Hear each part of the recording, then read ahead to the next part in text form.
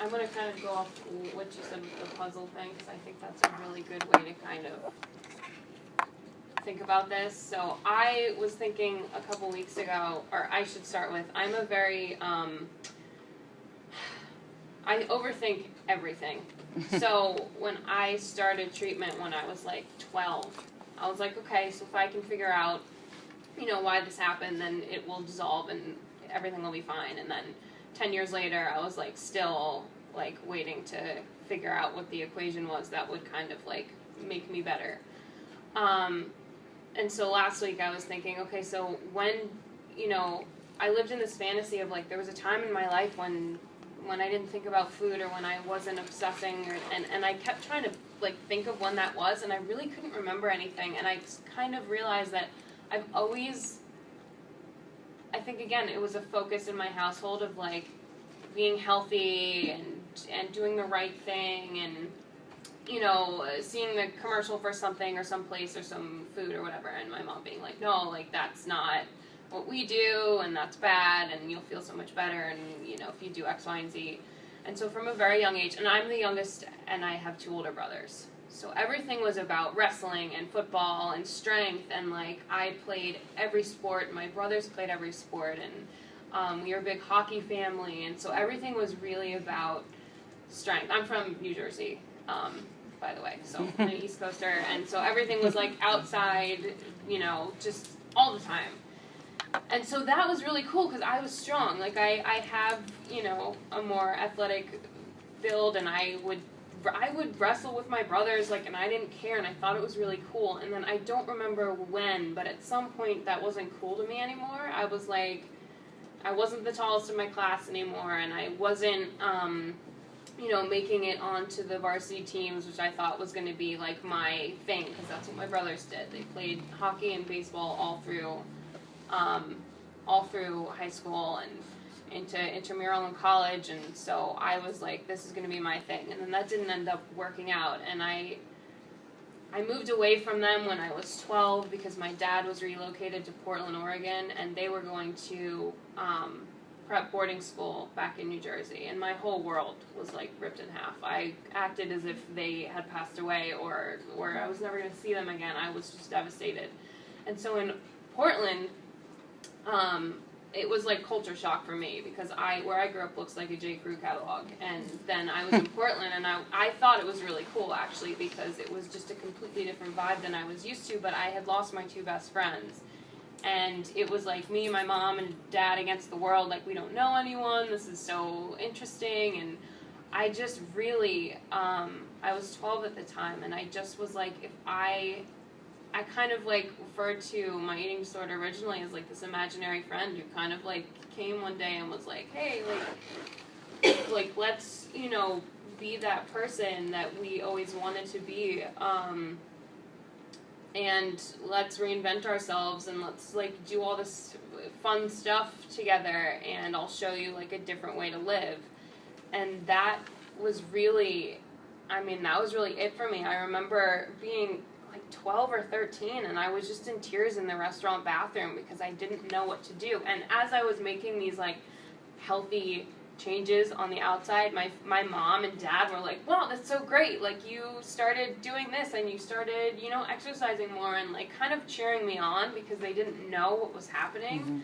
And that was really difficult for me. And the first time I was hospitalized, I was in 8th grade, and like I missed our class trip, and I have always, since I was 4 years old, have loved to act, and so I didn't get to be in the musical, and I was in the hospital because I had orthostatic hypotension, which basically means that my heart wasn't able to pump blood fast enough when I stood up, so my blood pressure would just plummet and I would fall. Or I loved being in the hospital the first time because I was in the children's ward, and we had parties, and there were balloons, and we played bingo, and there was a prize card, and like Hillary Clinton came one day and she gave me a big pink teddy bear, and I was like, well, this is awesome. And I decorated my room with paintings that I did and watercolors, and the doctor actually released me from the hospital because I was having too much fun.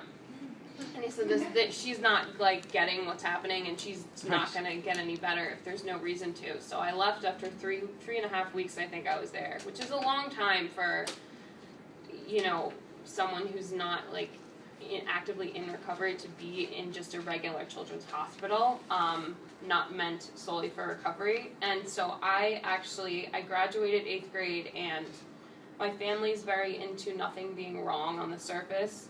It was not a lot of validation. It was kind of like an out of sight, out of mind thing. So I was like, I'm better. And they were like, awesome. So I went and I moved back to New Jersey by myself, and I went to boarding school where one of my brothers had gone. Joined the crew team. I was, you know, strong again. I was made the team. We were traveling. Crew is incredible. I was loving it. And then about a year in, I was dating someone. He broke up with me, and that was it again. I fell into this depression where it was like I couldn't believe that for a year I hadn't realized that my eating disorder had kind of taken a back seat. And I ended up halfway through my junior year getting bullied out of that school. Kids were sending all school emails about me, mocking me. I left school for a month because I was so depressed, and they actually were sending out, like, clips from Mean Girls and stuff that were directed at me, and I got chased upstairs, and my diary got photocopied in the library and handed out to people, and it was just, like, nightmarish, and no one did anything about it because the kids that were doing it were on the varsity swim team, and if they got in trouble, they would lose, you know, their pride and joy of the school, and they wouldn't be able to compete. And so I left. My mom had moved back at this point, and my dad was commuting. Like, he would spend the week in Portland and then come to New Jersey because my mom wasn't really doing well in Portland either. So I switched schools. I was just devastated because I wanted so badly to follow in my brother's footsteps. And when I graduated high school, my solution has always been to move. So I moved to California because I wanted so badly to live here, because I wanted to act, I wanted to write. And I made it 6 weeks in college before I called my aunt and said, I want to kill myself, you have to come and pick me up. So she came, she lives locally here, thank God, and she picked me up, and I was on a flight home the next day.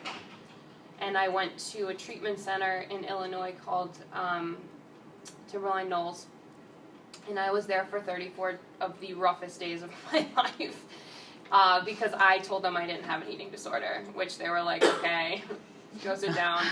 I was like, I'm here for depression. I can't deal with everything else. I'm not like these girls. Because I was one of those people who never got down, or my weight did drop, but I never looked sick. I had a more athletic build. I have strong legs. I never looked ill. So I was like, I don't look like these girls. Like, I'm going to go sit over here. I made them take me out of the eating disorder group at Neil's. I negotiated. I was like, let me tell you what's going to happen. I slept in a therapy room because I didn't want 4 roommates. Like, I was just, ugh. I did end up in the hospital there too, because as a result of my having an eating disorder for so long, I had chronic constipation. So I ended up having my first colonoscopy when I was 19, and I would have 5 more in the next 3 years, because this was just like something that happened over and over. I went home from treatment and I relapsed harder than I ever had in my life. I was crawling up the stairs, my hair was gone. I couldn't sleep because I was so hungry and uncomfortable, like in any position on my bed. I was wearing huge clothes so my parents wouldn't realize what was happening.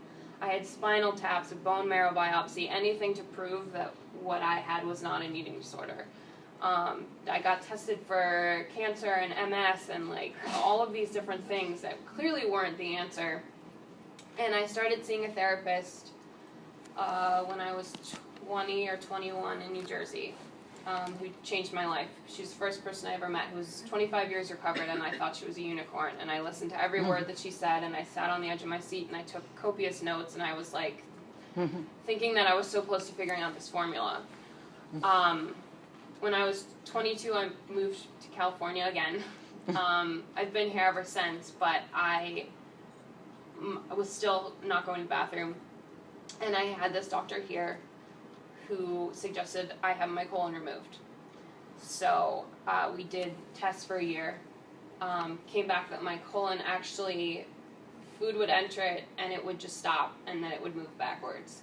Because my colon, colons basically have little villi on them that push food down, and mine were just fried and they didn't know what to do. And they were like, what is this that's entering us? And they would be like, get it out. And so I was just really sick and I was really distended and I was miserable. And so I had my colon removed. And the doctor did it wrong twice.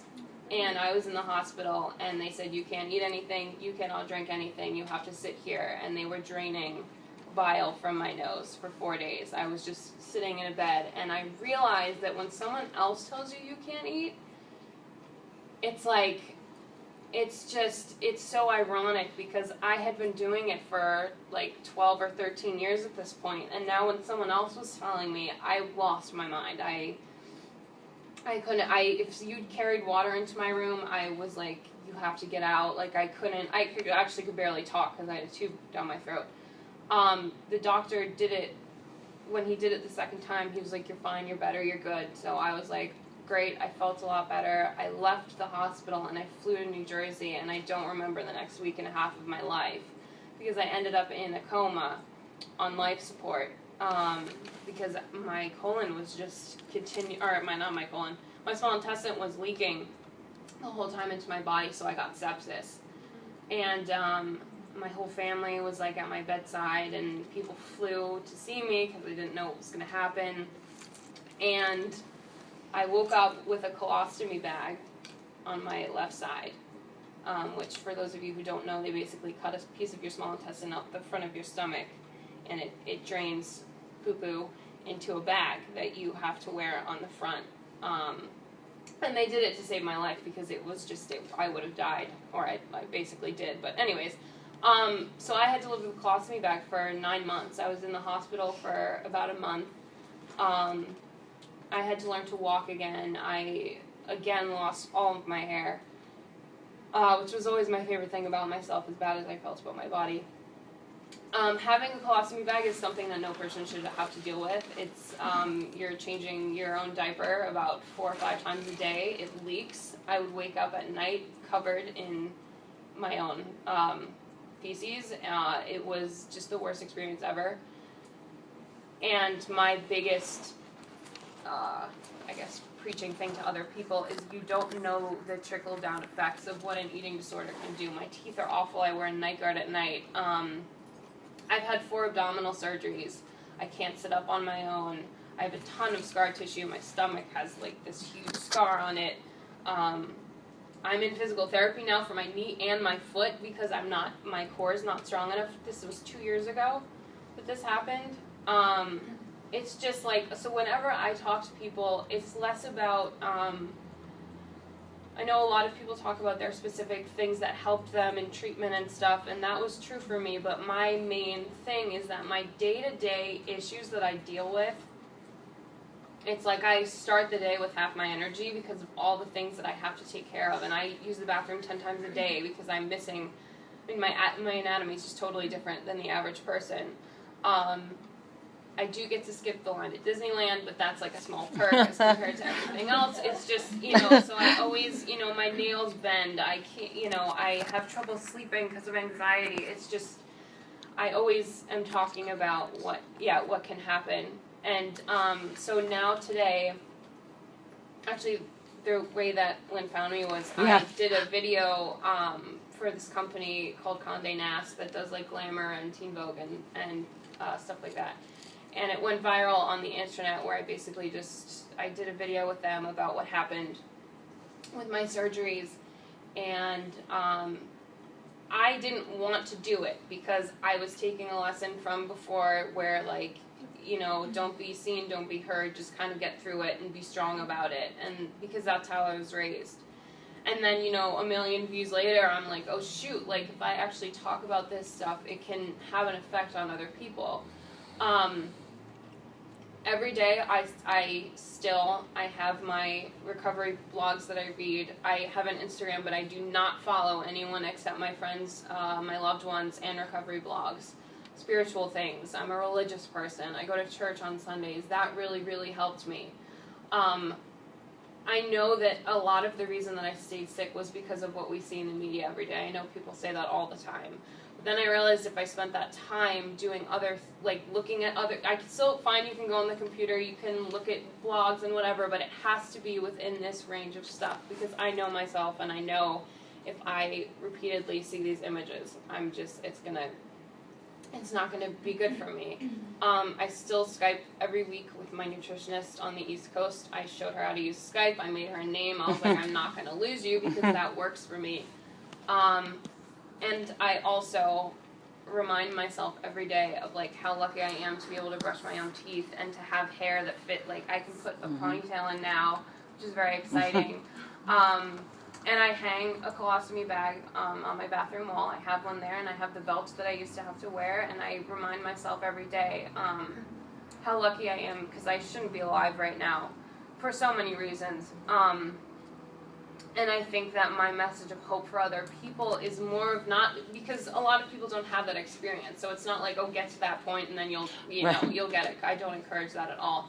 But I think that for me, it's the message of like, even past when you add that ending of recovered to the end of the word recovery, it's like you still sometimes, not always, but you still have to deal with things that you never would have imagined. Like I didn't know that all of this other stuff could come with just hating myself and not wanting to eat. So yeah, I think that's it. Thank you, Emily.